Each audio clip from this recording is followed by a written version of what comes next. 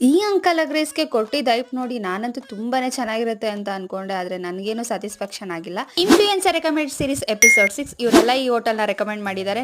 ಇವತ್ತು uncle egg ರೈಸ್‌ಗೆ ಬಂದಿದ್ದೀವಿ. ನಾನಿಲ್ಲಿ ತುಂಬಾ ಐಟಮ್‌ಗಳನ್ನ ತಗೊಂಡೆ. ನನಗಂತೂ ಯಾವುದು ಅಷ್ಟಾಗಿ ಇಷ್ಟ ಆಗಿಲ್ಲ ಅಂತ ಹೇಳ್ಬೋದು. ನಾವಿಲ್ಲಿ egg bonda, egg rice, egg noodles ಮತ್ತೆ ಚಪಾತಿ, ಎಗ್ ಕರಿ ಅಂತೆಲ್ಲ ತಗೊಂಡ್ವಿ. ಓಕೆ ಅನ್ನೋ ಥರನೇ ಎಲ್ಲ ಇತ್ತು. ಬಟ್ ಎಗ್ ಬೋಂಡಾ ತುಂಬಾನೇ ಚೆನ್ನಾಗಿತ್ತು ಅಂತ ಹೇಳ್ತೀನಿ. Must try. ಬಟ್ ನನ್ಗೆ ಅವ್ರು ಕೊಟ್ಟಿದ್ದ ಎಗ್ ಮಸಾಲ ಇಷ್ಟ ಆಗಿಲ್ಲ. ಯಾಕಂದ್ರೆ ಆ ಎಗ್ ರಾ ಸ್ಮೆಲ್ ಹಾಗೆ ಬರ್ತಾ ಇತ್ತು. ಅಂಡ್ ಅವ್ರು ಕೊಟ್ಟಿದ್ದ ಚಪಾತಿ ಬಂದು ರೆಡಿಮೇಡ್ ಚಪಾತಿ, ಅದೇ ಅಲ್ಲಿ ಬೇಜಾರಾಗಿದೆ. ಆ್ಯಂಡ್ ಇವ್ರು ಮಾಡ್ತಿದ್ದಾಗ ಎಗ್ ರೈಸ್ ತುಂಬಾನೇ ಚೆನ್ನಾಗಿತ್ತು ಅಂತ ಕೇಳ್ಪಟ್ಟಿದ್ದೆ ಒಂದು ಕಾಟಲ್ಲಿ ಮಾಡ್ತಿದ್ದಾಗ.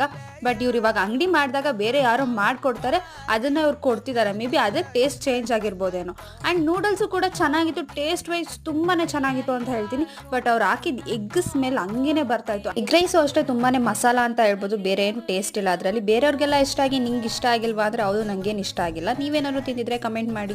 Thank you.